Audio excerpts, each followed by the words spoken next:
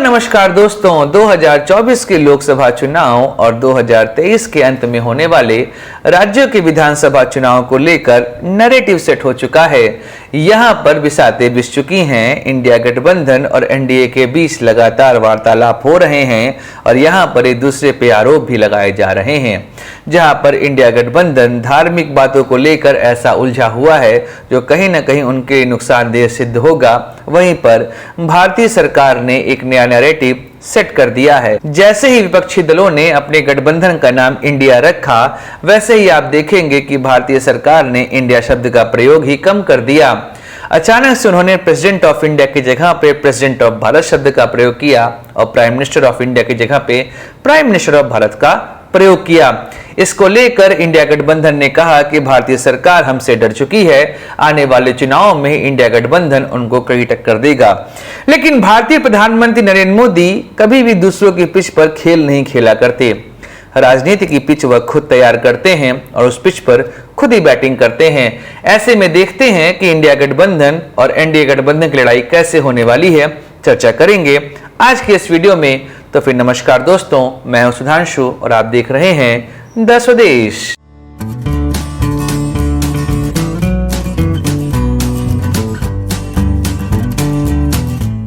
भारत के सभी राजनीतिक दल इस समय उलझे हुए हैं वन नेशन वन इलेक्शन और भारत बनाम इंडिया को लेकर।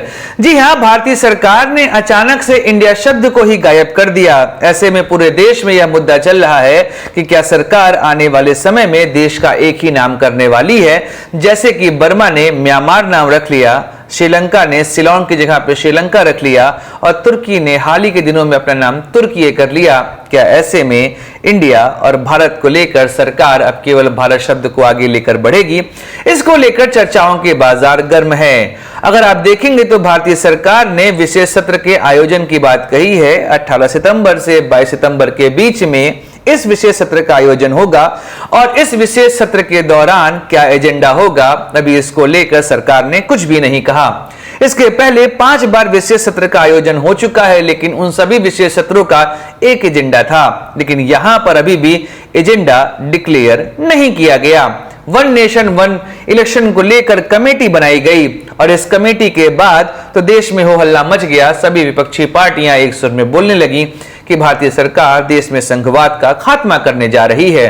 वहीं पर सरकार ने अचानक से इंडिया शब्द का प्रयोग करना बंद कर दिया। उसको लेकर भी विपक्षी पार्टियों ने कहा कि सरकार इंडिया गठबंधन से डर चुकी है। ऐसे में सोनिया गांधी ने लेटर लिखा प्रधानमंत्री नरेंद्र मोदी को और उस लेटर में उन्होंने 9 मुद्दों की चर्चा करी। उन 9 मुद्दों के अंदर ही वह चाहती हैं कि विशेष सत्र में चर्चा होनी चाहिए, जिनमें से कुछ मुद्दे ऐसे हैं। वह महंगाई पर चर्चा चाहती हैं, अडानी के ऊपर जेपीसी के गठन की बात कर रही हैं, चीन और भारत के सीमा विवाद की बात की जा रही है, मणिपुर हिंसा, हरियाणा हिंसा की बातों को यहां पर उठाया गया है। इसके अलावा पर्यावरण के मुद्दे पर भी वह चर्चा यहां पर चाहती हैं। लेकिन भारतीय सरकार ने अभी किसी भी प्रकार के एजेंडे की घोषणा यहां पर नहीं करी। देखिए, जब भी संसद के सत्र का आयोजन होता है उसके पहले सर्वदलीय बैठक की जाती है। ऐसे में सर्वदलीय बैठक के दौरान चर्चा होती है कि सत्र के दौरान हम किन विषयों पर बात करेंगे। ऐसे में आप देख रहे हैं कि वर्तमान समय में सरकार किसी भी तरीके से सर्वदलीय बैठक की तरफ नहीं बढ़ रही है और जब वह सर्वदलीय बैठक की बात करेगी तब तक तो 18 सितंबर आ भी जाएगा। ऐसे में कब पत्र लिखा जाएगा और कब पत्र पहुंचेगा और कब हम एजेंडा सेट करेंगे। और सरकार वैसे भी हमेशा अचानक से कोई काम करने के लिए मशहूर हो चुकी है, चाहे वह जम्मू कश्मीर का मुद्दा हो, चाहे नोटबंदी का मुद्दा हो, चाहे राम मंदिर के निर्माण का मुद्दा हो, चाहे 3 तलाक का मुद्दा हो। सरकार ने हमेशा ही लोगों को आश्चर्यचकित किया है। ऐसे में नरेंद्र मोदी सरकार कोई नया विषय लेकर आ जाए तो इसमें किसी को भी अचंभा नहीं होने वाला। वैसे भी नरेंद्र मोदी हमेशा चुनाव के नैरेटिव को सेट करना जानते हैं। 2014 को अगर आप देखेंगे तो वहां पर उन्होंने चाय पर चर्चा और अपने ओबीसी होने का मुद्दा प्रमुखता से उठाया था और एक नारा दिया था, अब की बार मोदी सरकार।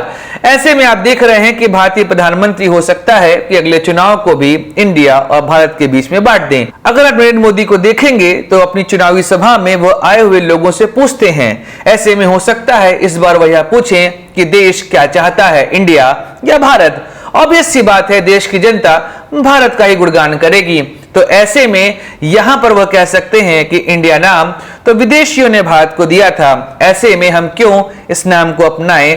तो कहीं ना कहीं यह इंडिया गठबंधन के ऊपर एक बहुत बड़ा हमला होगा और इंडिया गठबंधन इसकी काट खोज पाए, ऐसा कह पाना आसान नहीं है। ऐसे में आप देख रहे हैं कि 23 जून, 17 जुलाई, 31 अगस्त के बीच में इंडिया गठबंधन की बैठक क्रमशः पटना, बेंगलोर और मुंबई में हुई। आने वाले समय में ये भोपाल में अपने इलेक्शन कैंपेन की शुरुआत करने वाले हैं, क्योंकि मध्य प्रदेश में होने वाले हैं इस साल के अंत में चुनाव।